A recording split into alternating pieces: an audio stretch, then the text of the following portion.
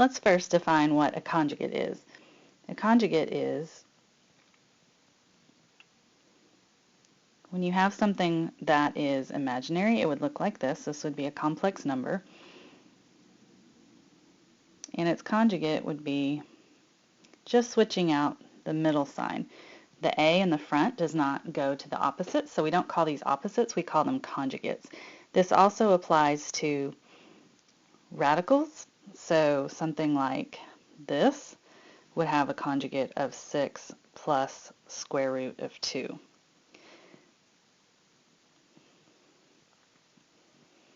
So as you can imagine, this conjugate would be 2 minus 5i. This one would be 7 minus 3 square root of 3. Now let's talk about these other cases. What if there's not a plus or minus in front? Well, we can always write complex numbers, and remember, complex numbers just are a combination of real numbers and imaginary numbers. So all complex numbers could be written in the form a plus bi. And so let's say that we put a 0 in front of this to have an a part. The a was just 0, and that's why it dropped off.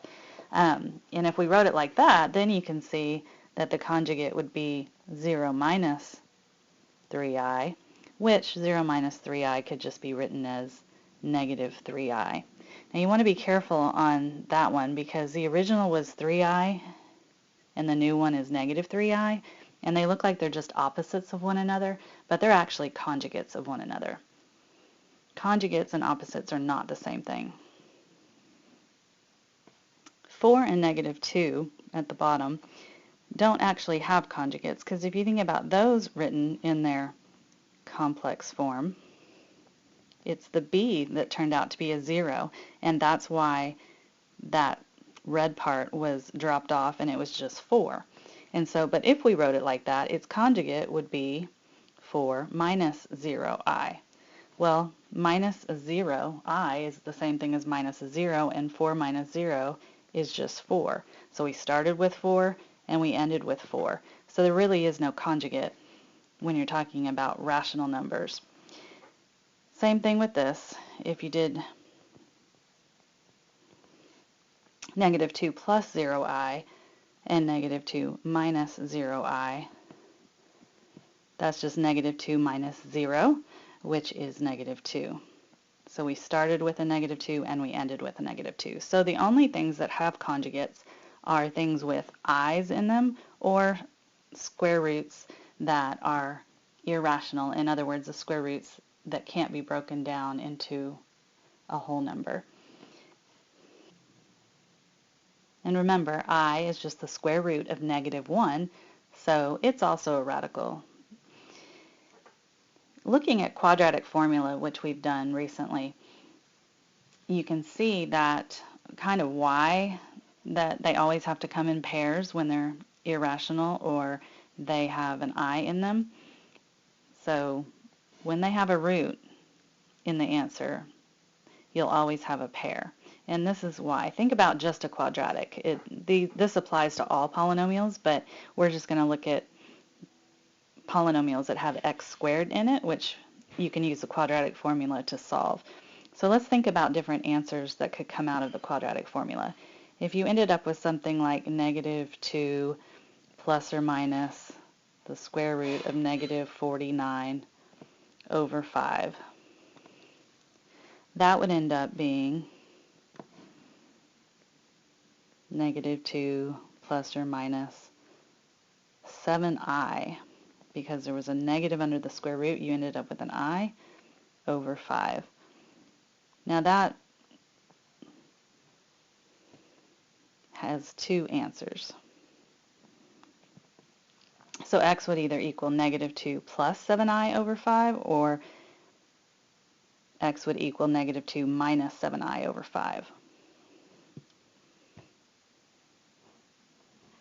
So let's look at one that, let's say it has a 0 as the discriminant, or the number under the radical. So say that b squared minus 4ac turned out to be 0. Let's put in the other numbers. And that yields two answers as well. The square root of 0 is just 0. So when you do negative 2 plus 0, you get negative 2 on the top and 5 on the bottom. If you do negative 2 minus 0, you also get negative 2 on the top and 5 on the bottom.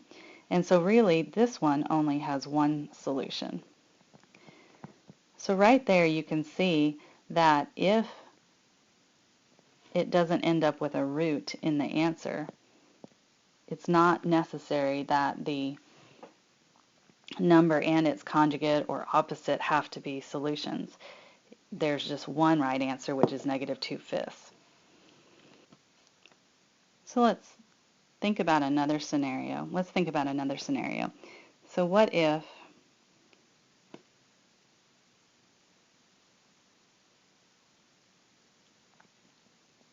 if you had negative 2 plus or minus the square root of 5 over 6, let's say? Well, that would give you two different answers because you can't break down the square root of 5 into something smaller. So you have to leave the radical. It's irrational.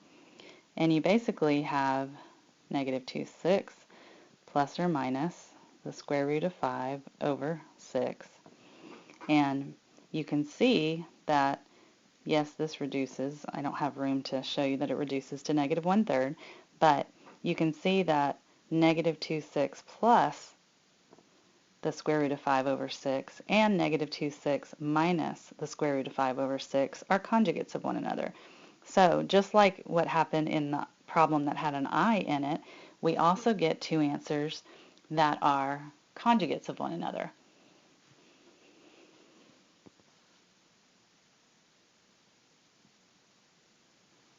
And lastly, let's look at one that comes out nice, where square root of 49 is 7.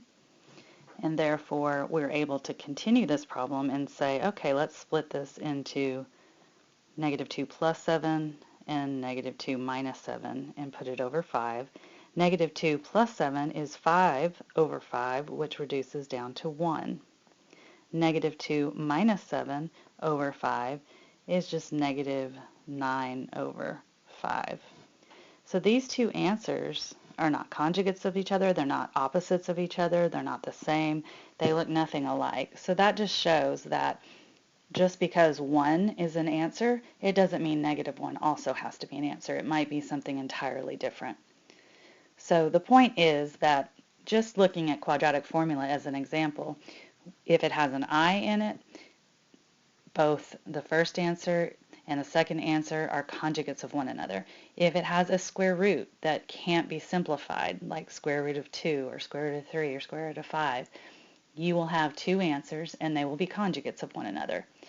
If there's a number that comes out nice, a square root that's a perfect square and turns out to an integer like 7, then you will be able to continue and get two different answers that have nothing to do with one another. They are not conjugate pairs. And finally, if what was under the radical was a 0, then you will just get one real answer and it will be rational, and you won't get two different answers at all. You'll just get one answer.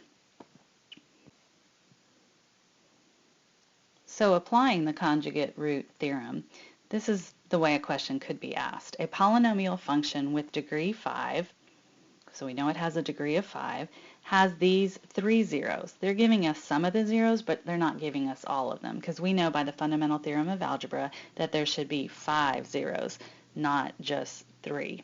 And so they're giving us 3 of them. And it says find the other 2 zeros. Well, we know that ones with I in them and ones with irrational roots in them will have the conjugate pair as another root. But the one that is just a negative 2, it will only have negative 2. So all your roots will be negative 2. You don't have to write positive 2. You'll have 4i, you'll have negative 4i, because those are considered conjugate pairs.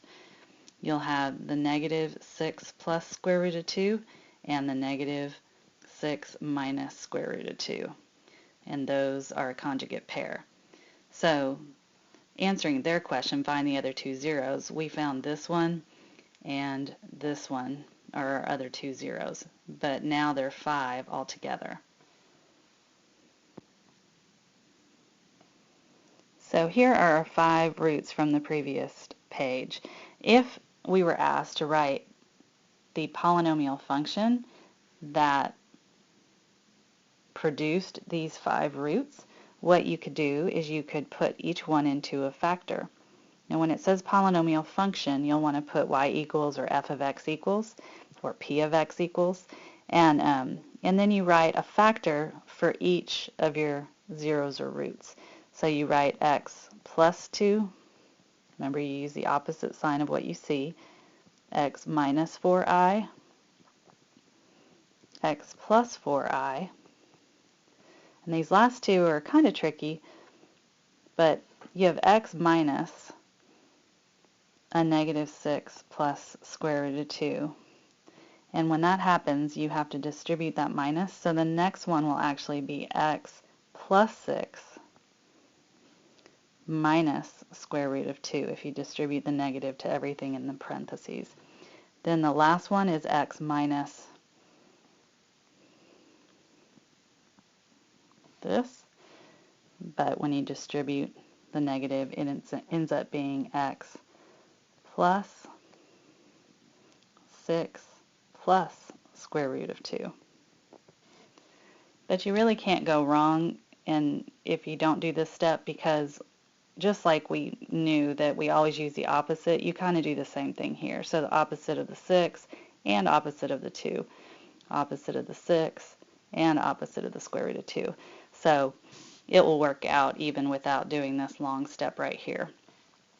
So there is our polynomial function. If they ask for it in factored form, which hopefully they might on one like this, then that would be your final answer. If they ask you to multiply it out and get a polynomial, then what I would suggest is always work with the conjugates first, FOIL each of the conjugates or multiply them out, and then come back and multiply it by the x plus 2. That would be the order I would do it in, and we're not going to cover that in this lesson.